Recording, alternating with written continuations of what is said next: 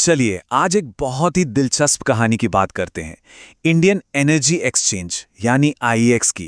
अब देखिए, ये एक ऐसी कंपनी है जिसके भविष्य पर ना रेगुलेशन की तलवार लटक रही है। पर मजे की बात यह है कि बड़े बड़े इंस्टीट्यूशनल इन्वेस्टर्स इसमें जमकर खरीदारी कर रहे हैं। तो आखिर यहां चल क्या रहा है, चलिए इसी पजल को सॉल्व करते हैं। तो इस पूरी गुत्थी को सुलझाने के लिए सबसे पहले हम इस स्टॉक मार्केट की पहेली को देखेंगे, फिर ये समझेंगे कि आईईएक्स का बिजनेस मॉडल आखिर है क्या। इसके बाद हम मार्केट कपलिंग नाम के सबसे बड़े खतरे को जानेंगे और फिर उन वजहों को खोदेंगे कि भाई क्यों बड़े निवेशक इस खतरे के बावजूद खरीद रहे हैं। और आखिर में हम भविष्य के ग्रोथ ड्राइवरों को देखकर इस पूरी कंट्रेरियन बेट का निचोड़ निकालेंगे। तो कहानी की शुरुआत होती है एक अजीब से विरोधाभास से। एक तरफ है रिटेल निवेशक जो डर के अपने शेयर बेच रहे हैं, और दूसरी तरफ है वो जिसे हम कहते हैं स्मार्ट मनी यानी बड़े बड़े इंस्टीट्यूशनल इन्वेस्टर्स जो चुपचाप धीरे धीरे ये सारे शेयर्स खरीद रहे हैं। एक ही स्टॉक को लेकर इतना अलग नजरिया। सवाल तो बनता है कि आखिर ऐसा क्यों। और ये आंकड़े इस कहानी को और भी मजेदार बनाते हैं। अगर आप पिछले सिर्फ 6 क्वार्टर्स को देखें तो पब्लिक की हिस्सेदारी 61% से गिरकर 47% पर आ गई है। तो सवाल है, ये 14% की हिस्सेदारी गई कहां? ये सीधे गई है इंस्टीट्यूशनल इन्वेस्टर्स के पास, जिनकी होल्डिंग 38% से बढ़कर 53% हो गई है। मतलब सीधी सी बात है, जो माल रिटेल निवेशकों ने बेचा वो सीधे बड़े संस्थानों ने उठा लिया। और यहीं पर वो सबसे बड़ा सवाल खड़ा होता है जिसकी हम आज पड़ताल कर रहे हैं। आखिर इन बड़े इंस्टीट्यूशंस को ऐसा क्या दिख रहा है जो आम निवेशकों को नजर नहीं आ रहा है?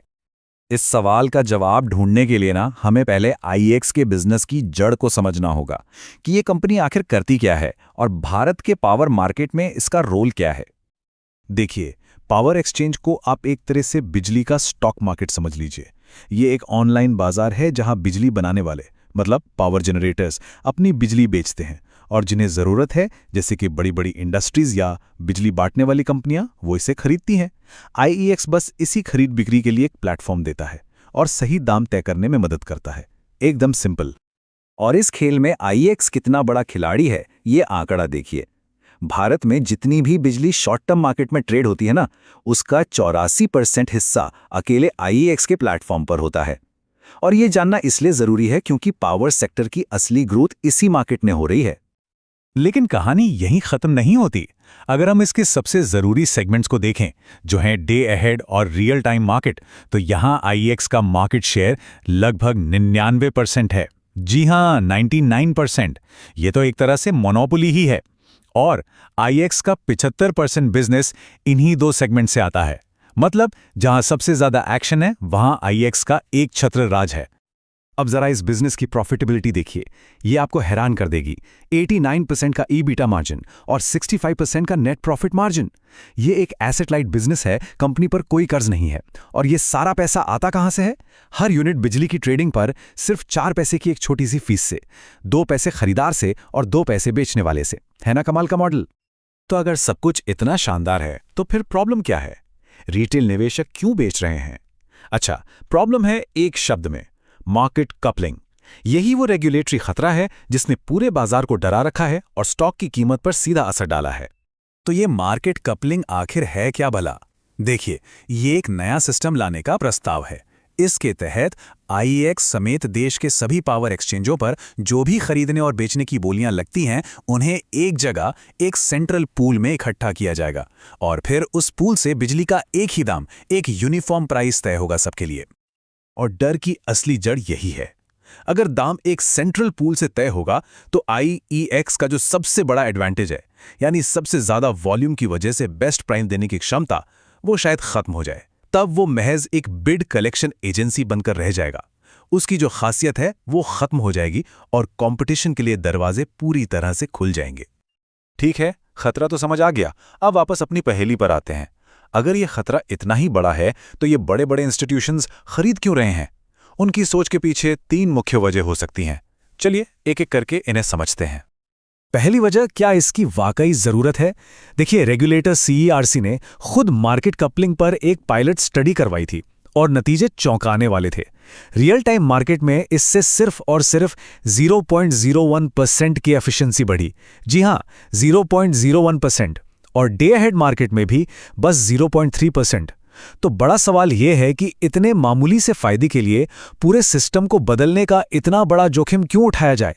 इंस्टीट्यूशंस शायद यही सोच रहे हैं। दूसरी वजह है टाइमलाइन। एक्सपर्ट्स का मानना है कि मार्केट कपलिंग को लागू करना टेक्नोलॉजी और रेगुलेशन के हिसाब से बहुत ज़्यादा कॉम्प्लेक्स है। जेएम फाइनेंशियल की एक रिपोर्ट का तो ये भी अनुमान है कि इसे दिसंबर 2027 से पहले लागू करना लगभग नामुमकिन है। ये आज से कई साल दूर हैं और तब तक तो बहुत कुछ बदल सकता है। हो सकता है ये डर ज़रूरत से ज़्यादा जल्दी का हो। और तीसरी और शायद सबसे मजबूत वजह है आईईएक्स की असली खाई, जिसे हम मोट कहते हैं, जो सिर्फ प्राइस पर नहीं टिकी है। सोचकर देखिए, 17 साल का टेक्नोलॉजी एक्सपीरियंस, 8,500 से ज़्यादा ग्राहकों का एक विशाल नेटवर्क और क्लाइंट्स के सिस्टम में गहरे तक जुड़े हुए उनके सॉफ्टवेयर टूल्स। ये वो एडवांटेज हैं जिन्हें कोई भी नया कॉम्पिटिटर रातों रात कॉपी नहीं कर सकता, भले ही मार्केट कपलिंग आ भी जाए। तो ये तो हुई खतरे को लेकर दूसरी सोच, लेकिन बड़े निवेशक सिर्फ खतरे को नहीं देखते, वो मौके को भी देखते हैं। तो चलिए अब मार्केट कपलिंग के डर से थोड़ा आगे बढ़कर आईईएक्स के भविष्य के ग्रोथ ड्राइवरों पर भी एक नज़र डालते हैं। सबसे पहला ग्रोथ ड्राइवर है मार्केट का और गहरा होना। आज भारत में पैदा होने वाली कुल बिजली का सिर्फ 7% हिस्सा ही एक्सचेंजों पर ट्रेड होता है। सरकार का लक्ष्य है कि 2030 तक इसे बढ़ाकर 25% किया जाए। अगर ऐसा होता है तो जरा सोचिए कि आईईएक्स के लिए खेलने का मैदान ही 3 गुना से ज्यादा बड़ा हो जाएगा। दूसरा बड़ा मौका है रिन्यूएबल एनर्जी। जैसे जैसे देश में सोलर और विंड पावर बढ़ेगी, ग्रिड में बिजली की सप्लाई ज्यादा ऊपर नीचे होगी। कभी धूप है, कभी नहीं है। इस उतार चढ़ाव को मैनेज करने के लिए रियल टाइम और डे अहेड मार्केट की जरूरत और भी ज्यादा बढ़ेगी, और ये दोनों ही आईईएक्स का गढ़ हैं। इसके अलावा रिन्यूएबल एनर्जी सर्टिफिकेट्स जैसे नए प्रोडक्ट्स तो पहले से ही 25-30% की शानदार रफ्तार से बढ़ रहे हैं। और तीसरा ग्रोथ ड्राइवर है नए बाजारों में एंट्री। आईईएक्स अब सिर्फ बिजली का एक्सचेंज नहीं रहा, इसका इंडियन गैस एक्सचेंज यानी आईजीएक्स भारत का पहला गैस ट्रेडिंग प्लेटफॉर्म बन चुका है। और ये कोई छोटा मोटा बिजनेस नहीं है।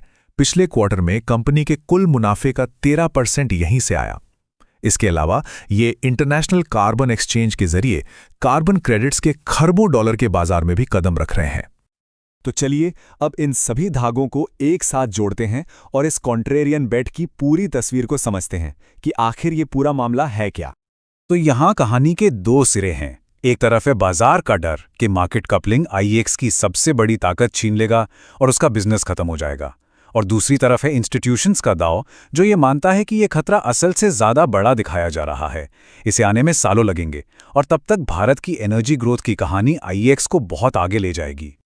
तो आखिर में सवाल यही बचता है, क्या बाजार सिर्फ एक आने वाले खतरे पर जरूरत से ज्यादा फोकस कर रहा है और अपनी नजरों के ठीक सामने मौजूद लॉन्ग टर्म ग्रोथ के विशाल मौके को कहीं अनदेखा तो नहीं कर रहा? इस सवाल का जवाब ही इस कंट्रेरियन बेट का भविष्य तय करेगा।